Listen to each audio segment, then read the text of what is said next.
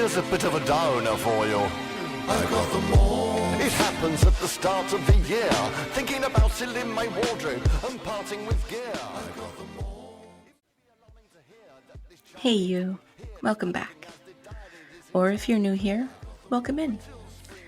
This is season 2 of Dear Psychopomp, Let's Talk About Death. And I'm your host, Anne-Marie, former cemetery director, peace officer, and 911 dispatcher, currently a death doula in beautiful British Columbia, Canada. Here to explore the big scary topic of death with a wink, a laugh, and maybe, probably, a little weirdness. Because death isn't a secret. Let's talk about it.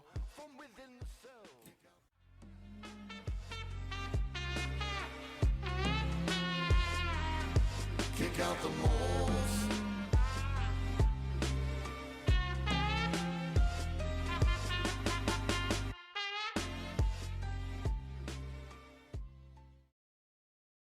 Hello, bonjour. Welcome to episode 3. In this season, I'm going over the basics for becoming a death doula, mostly from a Canadian perspective, but I do have resources for everyone. First of all, I do apologize if you can hear the crickets in the background. I think it's kind of relaxing. But I have 2 lizards. I just moved my office, so I have 2 lizards in here with me, and the crickets are very vocal. Anyways, let me know if it bugs you. Anyways, if you have started volunteering, I'm so freaking proud of you. If you haven't, I'm still so freaking proud of you. Not gonna lie. But I do recommend it before sinking all the time and energy into something that might just not be your cup of tea. If you're unable to start volunteering, start asking your loved ones about grief and death, or if they have their wills done.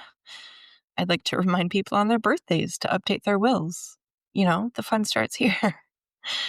Before you begin your journey as a death doula, I want to invite you into something deeper than logistics or training modules. I want you to begin with yourself. This work isn't just about supporting others. It's about knowing where you stand with death. So I'd like you to ask yourself, what does death mean to me? What emotions come up when I imagine sitting beside someone who's dying? Can I be present in silence, in uncertainty, in pain, without needing to fix it? And what is my personal relationship with death? Self-inquiry is the foundation of this path because you will be asked to hold space for grief and fear, anger, chaos. You will witness families unraveling. You will sit with people who are terrified or alone or in deep denial. And if you haven't explored your own relationship with death, if you haven't looked inward and asked, am I ready to be with this? Then this work can really shake you in ways that you didn't expect. So, I've sat with people who are dying and lashing out from fear, or with the family members who refuse to accept the current reality. There are curious children who ask questions that nobody wants to answer. And, there's death that comes suddenly, violently, or without closure. And these moments are sacred, but they're also emotionally intense. And so self-inquiry isn't just a one-time thing. It is practice. It's like hygiene. You got to work on it every day. So start there. Be honest. Be gentle. Explore your relationship with that new journal you've been waiting to use but needed a good reason. Do a lot of self reflection and really challenge yourself. And before you sign up for training, before you start building a practice, just pause and read 2 books. The first one is Finding Peace at the End of Life, and the second one is called The Needs of the Dying. These aren't just resources, they are mirrors. And I will put links in the show notes for you as well. They really ask you to sit with the reality of death, not the idea of it, but the visceral, messy truth of it. They'll invite you to imagine yourself in a room with someone who is actively dying, to feel the silence and the uncertainty and the weight of things unsaid. Because this work isn't just about holding hands and lighting candles, it's about emotional resilience. It's about being able to stay present when someone is gasping for breath, when a family is falling apart, when a loved one is angry, confused, or begging for answers that you can't give. You might be sitting beside someone who's dying alone with no family in sight, or supporting a parent who just lost a child. You'll witness a person's final moments while their partner just sobs uncontrollably. You also have to navigate cultural or spiritual beliefs that are unfamiliar or even conflicting with your own beliefs. And you could be holding space for someone who's terrified of dying and doesn't want to let go. And you'll find yourself conflicted because just because they're dying doesn't suddenly make them a good person. And I say this with all the love in the world because I don't think it's really good or bad people. It's healed or unhealed people. Mix that in with fear and they could lash out at you. They will call you names. They will challenge you. And just like a patient guardian, you have to accept it and work with them. And remember that the way people treat you is not a reflection of yourself. It's a reflection of them and how far they've met themselves. And with this kind of work, it's difficult to not take things personally. And I want to mention if you are deep in your own grief right now, this might not be the time to begin. Not yet. I know you want to turn your grief into something positive, into strength, but grief needs tending. Your heart needs tending because if you're still raw, still unraveling, this work can reopen wounds that have not healed. And that is not fair to you or to the people you're trying to serve. So start with those books. Let them stir something within you. Let them show you where you stand with death. And if you feel grounded and curious and ready to learn, then we'll talk about what comes next. This path is beautiful, but it does ask a lot of you. And remember to always honor yourself first.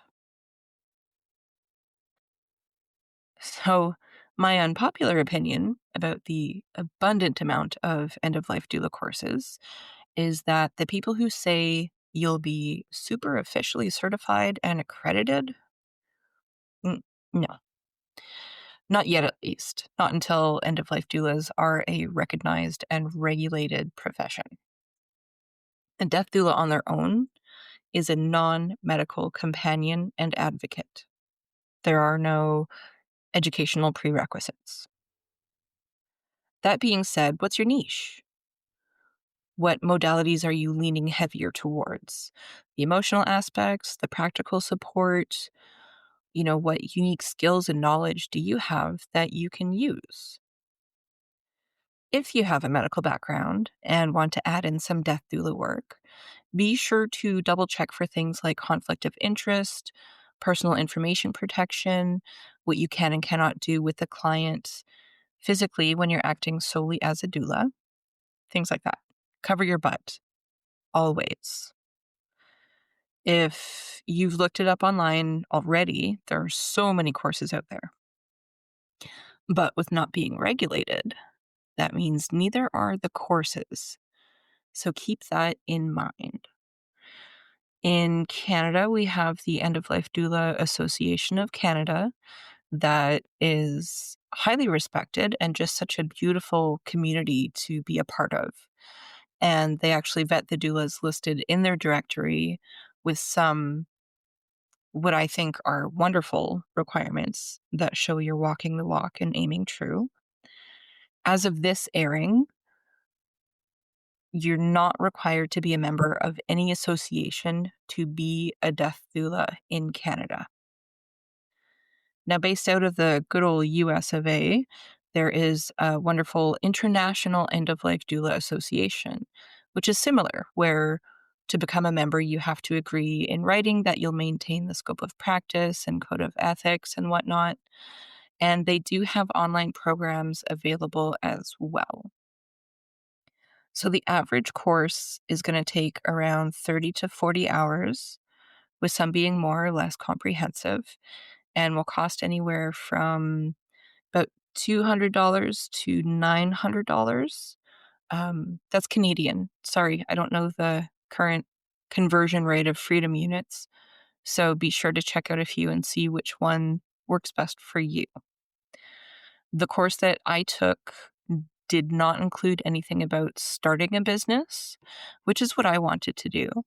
So I went to the local employment office here in British Columbia and found the Community Futures poster. If you're in BC, definitely check them out. If you're not, check with the employment office to see what you could be eligible for if you want to start your own business. Like, I'll be going over some basics, but I can't exactly teach QuickBooks with a podcast. I highly recommend checking out social media groups and local clubs for other death doulas in the area. We're not a competitive, career-hungry type of profession. If you're a new death doula in the area, reach out to one nearby and start building that network. We help each other. And if you want to add to your repertoire of modalities, go down the rabbit hole that is Google for free courses on things like sound baths, how to guide a meditation, how to write an obituary, and be sure to check out Udemy, Masterclass, anything you know that would help keep you grounded and balanced when you're not working, like belly dancing or taking up a new instrument.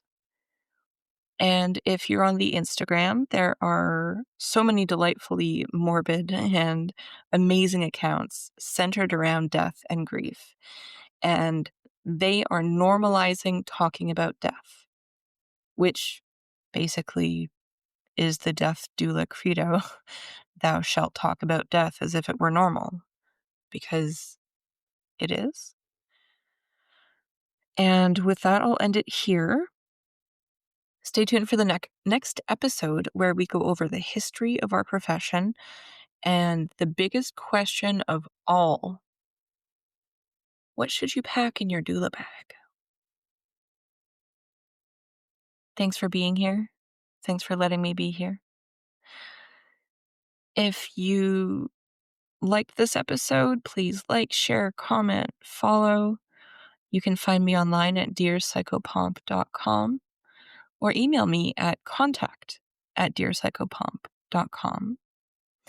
Also, a shameless plug to my link tree that has a section with tons of book recommendations for you. That's Linktree, linktr.ee/Dear